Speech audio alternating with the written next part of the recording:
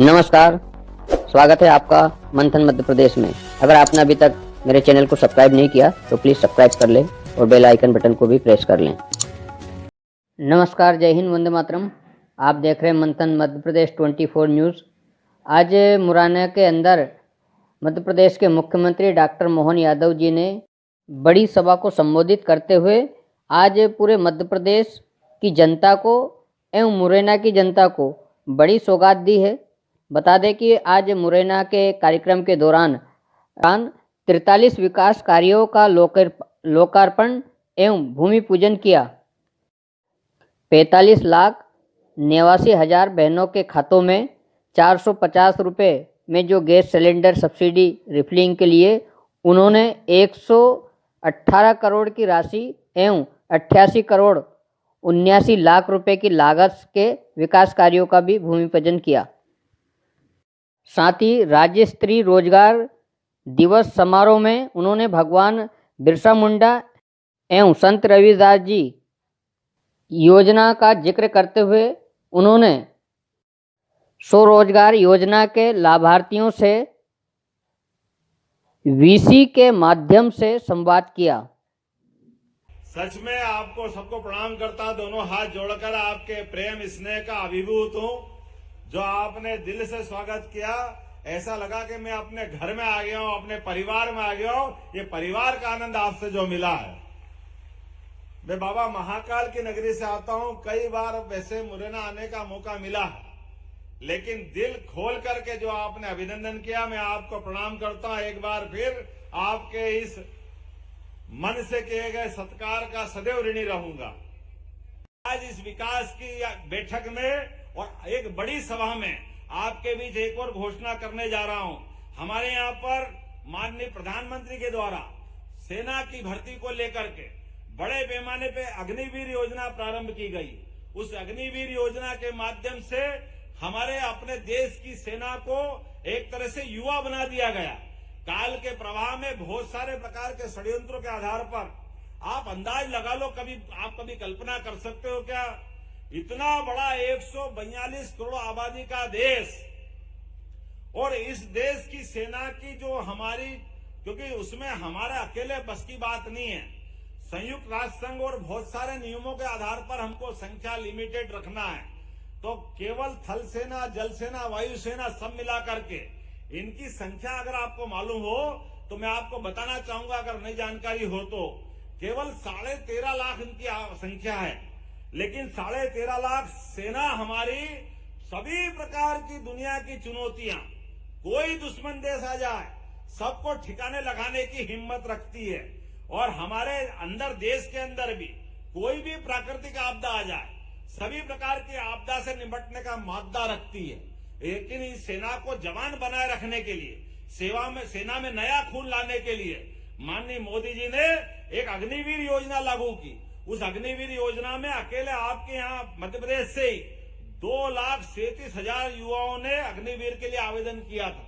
लेकिन अग्निवीर योजना के आवेदन करने के आधार पर उनकी प्रशिक्षण की जरूरत भी है, क्योंकि हमको मालूम है कि हमारे यहाँ आज के समय में ये गणित के, फिजिक्स के, केमिस्ट्री के कई विषयों को लेकर के और सामान्य विषय को हमारे बच्चे अगर ट्रेनिंग नहीं पाता है पहले से तो सबकी भर्ती नहीं हो पाती।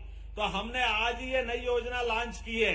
अब लगभग प्रति बैच में 360 घंटे का निःशुल्क प्रशिक्षण मध्य प्रदेश सरकार चालू करने जा रही है, जिसको आज घोषणा कर रहा हूं। वो सारा पैसा सरकार उठाएगी, हमारे बच्चे निःशुल्क कोचिंग क्लासेस ज्वाइन करेंगे।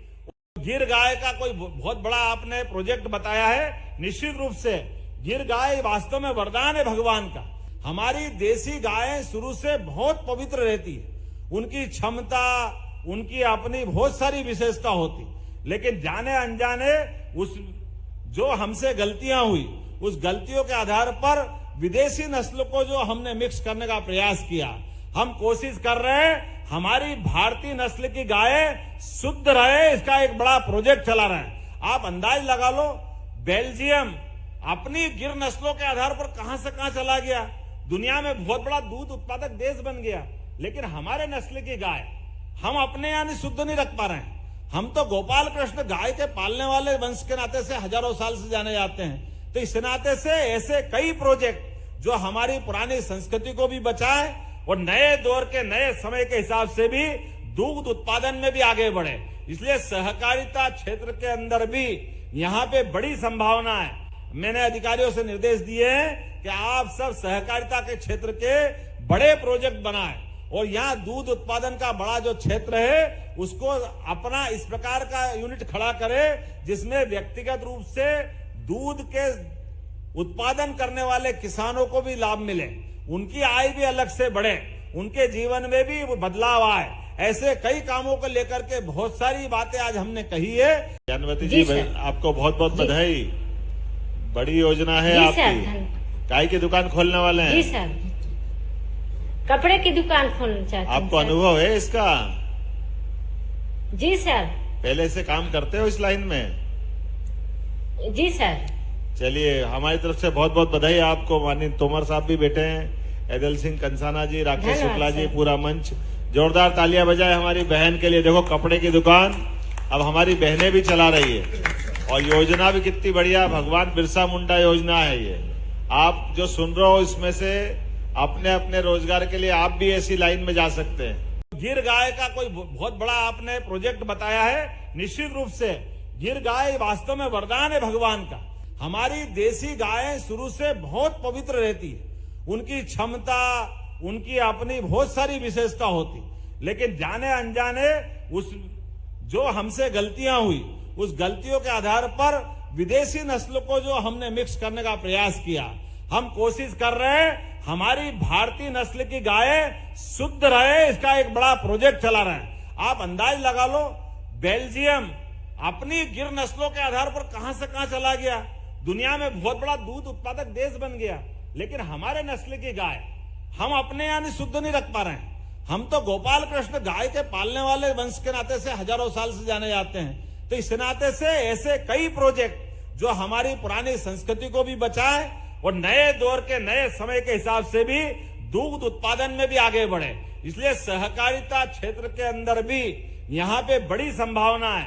मैंने अधिकारियों से निर्देश दिए हैं कि आप सब सहकारिता के क्षेत्र के बड़े प्रोजेक्ट बनाएं और यहाँ दूध उत्पादन का बड़ा जो क्षेत्र है उसको अपना इस प्रकार का यूनिट खड़ा करे जिसमें व्यक्तिगत रूप से दूध के उत्पादन करने वाले किसानों को भी लाभ मिले, उनकी आय भी अलग से बढ़े, उनके जीवन में भी बदलाव आए।